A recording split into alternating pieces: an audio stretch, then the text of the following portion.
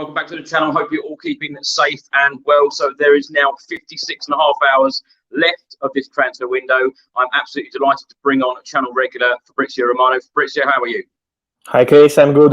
Thank you. I'm happy to be here, and thank you again for the invitation. Now, of course, it's been a very busy month for you. It's not been a very busy month for us Tottenham fans so far. Can you bring us some good news? Because there are a lot of Tottenham Hotspur fans very worried about this situation at the moment. How close are you to saying, here we go? I think we are getting finally closer. We have to wait for a few hours, I think, to understand, for example, the situation of Kulusevski, but they are on it. They're working on it right now while we're speaking. So I'm sure that it's a matter of hours and something will happen. Are you confident that that deal will be done? For Kulusevski, at the moment, the negotiations are progressing. They are close to reach an agreement about the fee of the potential transfer for Dejan Kulusevski. So it should be around 35 million euros. So Juventus and Tottenham are now discussing about the formula of the deal. So if doing it with a loan, with obligation to buy, which kind of conditions could be to make the obligation to buy clause to be 100% guaranteed. So they need to find an agreement on that point. For example, to understand if this clause will be about the Champions League qualifying for Tottenham, or if it will be just about the appearances of Dejan Kulusevski with Tottenham. So they are discussing about these details. The player is keen on the move, so he would like to join Tottenham. He knows that Fabio Paratici, of course, is the director who wanted him at Juventus. So there are good chances. They're progressing in talks. They are also talking of Rodrigo Bentancur. At the moment, he's not advanced to the final stages. But in this talk, in this meeting between Juventus and Tottenham, there is also on the table the name of Rodrigo Bentancur. That is an option also for Aston Villa. We know that they did a bid for him around 25 million euros. So let's see what happens with Bentancur. But for Kulusevski, talks are progressing. Fabrizio, are you still confident that we're going to make signings in the next couple of days? To be honest, yes. I don't know how many, because, to be honest, it's been a really complicated window for Tottenham as for other clubs too. So, of course, for Tottenham has been disappointing and till now, and I know that Tottenham fans are not happy, but there are, as you mentioned, 56 hours to change the situation, to change the feeling. At the same point, I would say yes. I expect Tottenham to do something. As we mentioned, the winger, the creative player with Kulusevski at the moment to be the front runner, and let's see if they will be able to complete it today. And midfielder, they need a midfielder. They want to go for a midfielder. And then let's see if they will have some last-minute opportunity, something that maybe was not expected. Fabrizio, is Fabio Paratici in Italy at the moment? And can you name any agents that Fabio has the best relationships based on previous deals in Italy with Juventus? To be honest, Fabio has a relationship. Fabio's been the director of Juventus for more than 10 years. When you work for Juventus, it means that in Italy, they won everything for 9 years in a row. So they've been incredible. And these relationships with agents are with all Italian agents, really. He did deals with all top Italian agents, but also top European agents. Mendes with Cristiano Ronaldo, Raiola with Pogba. So he has relationships everywhere. He has no problem on that point. So I'm sure that he will be 100% open. He's not thinking of the agents, he's thinking of the club. So this is, I'm 100% sure, and he's always been open. He's never been kind of director that only works with an agent. You know, we have this kind of directors, but Fabio is not like this. I don't know where he is, to be honest. He was in Italy days ago, for sure. But I don't know where he is now. I want to be 100% honest with you. But I'm sure that he is in a meeting, in a call now with Juventus. They're talking with Juventus, yes. Is he very used to doing last-minute deals? Because, you know, should we be worried at this stage that signings are not going to happen? Because, you know, will he be working extremely hard in the next 56 hours? No. He's absolutely used to this kind of situations, to emergency situations. I'll give you an example. 1 year and a half ago, Juventus were desperate to find a striker. They were close to sign Luis Suarez. Then they were negotiating for Dzeko, and Dzeko was one step away from joining Juventus. Then they had the problem with Milik, who was Dzeko replacement in Roma, and Fabio was able to cancel the deal for Dzeko and go on Morata in 24 hours. He signed Morata from Atletico Madrid for Juventus in 24 hours. So he used it to this kind of situations, to last-minute signings, and this is why, of course, I can see in social media and Tottenham fans being not so happy with the window, and I can understand their position, of course. But at the same point, I'm sure that they have the situation in control now to do some signings. Is there any truth in the rumour of Douglas Luiz from Aston Villa? I'm told that he's a player that they've been considering. He's one of the players that they have in the list. So let's see if they will decide to jump into it. I'm told at the moment there is still no bid on the table, but let's see.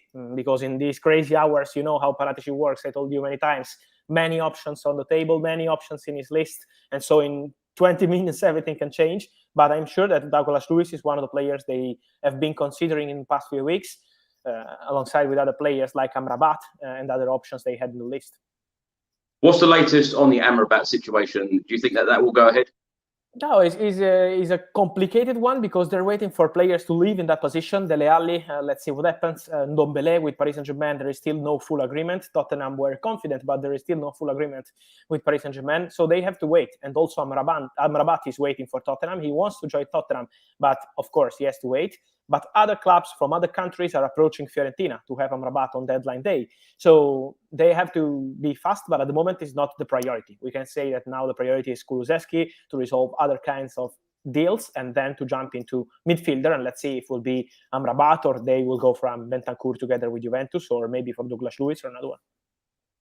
Do you think there's any chance of Tottenham Hotspur sign any Premier League proven players in the next couple of days? Well, I think Douglas Luiz could be a good opportunity if they will decide to go for him. At the moment, to be honest, apart of Douglas Luiz, I'm not hearing of any name, but I won't be surprised if Fabio will do something surprising. So I can't say that it's not possible, but at the moment it's all quiet on the site. Morata, any truth in that one? Morata, is true that he was proposed to Tottenham, so he's one of the players that was offered to Tottenham because they were looking for solutions. We know that Juventus signed Dusan Vlahovic, so Morata probably is not going to be a starter now, and this is why they were looking for solutions. He wanted to join Barcelona, but Barcelona are not able to complete an agreement with Atletico Madrid, and the same problem is with Tottenham. They wanted to talk about Morata, but Atletico Madrid only consider a permanent move for Morata, not a loan deal, because they already have a loan deal with Juventus. And so they are not changing this loan for any club. This is why Morata's situation seems not easy at the moment. Fabrizio, is there any chance of any sort of last-minute deals like for Rafinha or Lamptey? Any players like that? Difficult. I think it's going to be difficult. Never say never with Paratici, but I think it's going to be complicated, in particular for Rafinha, because I'm told that the player Leeds are not thinking to let him go this window, so they're still hoping to extend his contract, but it's not easy. But I think it's not going to be a January move, also because West Ham were trying for Rafinha, and the answer was no. And then talking about Lamptey, is a player that they had in the list, but for Brighton is exactly the same I said for Leeds for Rafinha. They don't want to sell the player in January, so it's not an easy one. Let's see if Tottenham will decide to go big for him in the coming hours, maybe with a bid. But at the moment, the situation is still not so easy for Lamptey. For sure, he's a player that was in the list more than others. Fabrizio, we keep hearing so many links about Ndombele, Lo Celso, Dele Alli. Are any of these players close to leaving? Okay, talking about Ndombele, we said about Paris Saint-Germain and they are negotiating on this loan, but the problem is about the salary coverage and the buy option, but also the Paris Saint-Germain need to get rid of a player to give the green light to Ndombele deal. This is why it's so slow. Maybe the closest at the moment is Bryan Gil to Valencia. They are negotiating on this loan move with no buy option. I'm told that it's just a matter of some details to be resolved today, and then the deal will be could be completed. Let's wait the new meeting they have today afternoon, but Valencia are optimistic for Bryan Gil.